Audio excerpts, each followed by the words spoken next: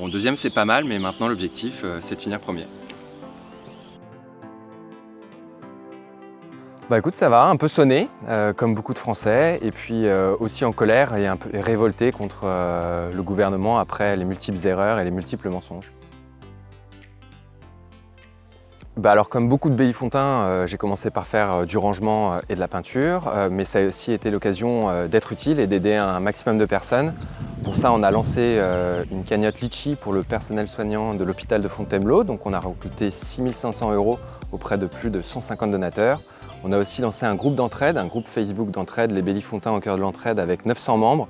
Et ça a permis d'organiser des courses à domicile pour les plus vulnérables, du taxi pour ceux qui en avaient besoin, la distribution de masques aussi grâce à un réseau de couturières bénévoles, du soutien scolaire en ligne pour les enfants qui en avaient besoin, et puis de l'appel aux personnes isolées de notre entourage.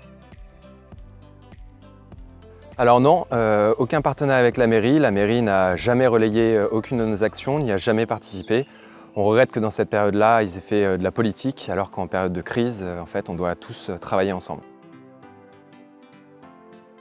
Alors, premier tour des élections, j'ai fini deuxième. Bon, deuxième, c'est pas mal, mais maintenant, l'objectif, c'est de finir premier. Le 28 juin, je trouve que c'était une bêtise parce qu'il y a beaucoup de Français qui n'ont pas la tête aux élections. Les Français, ils sont préoccupés d'abord par la santé de leurs proches, c'est évident, mais aussi pour leur emploi, parce qu'on va quand même subir une grave crise économique, pour la scolarité de leurs enfants. Il y a beaucoup d'enfants qui ne sont toujours pas à l'école. Et puis aussi pour les vacances d'été, donc le 28 juin, je trouve que c'est une vraie bêtise.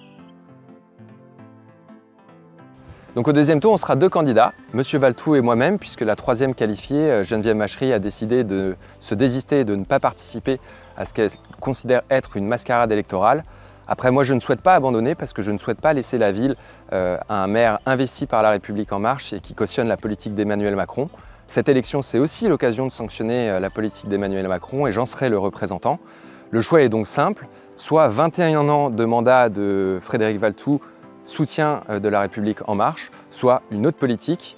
J'ai montré pendant le confinement et pendant les mois qui ont précédé que j'étais capable de travailler avec Geneviève Machery, avec Roselyne Sarkissian, avec Isabelle Olzinski sur des dossiers importants pour Fontainebleau et je souhaite aujourd'hui pouvoir représenter une candidature qui fera vivre aussi une partie des mesures qu'elles ont présentées.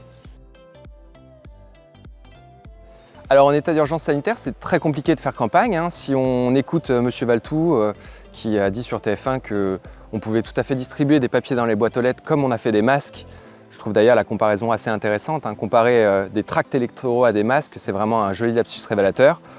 On fera ce qu'on peut, on fera le numérique évidemment, avec des lives, des envois de lettres d'information et puis on vous réserve aussi quelques surprises.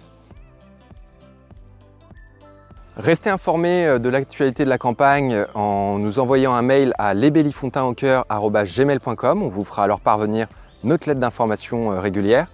Téléphonez-nous également si vous souhaitez recevoir nos informations. Et puis surtout, si le 28 juin vous ne souhaitez pas sortir ou si le 28 juin vous craignez de ne pas être là, dites-le nous dès maintenant. Nous ferons une procuration et nous voterons en votre nom. Donc encore une fois, inscrivez-vous par mail ou téléphonez-nous. On sera là pour que le 28 juin, tout le monde puisse s'exprimer. Le mot de la fin, c'est haut les cœurs le 28 juin.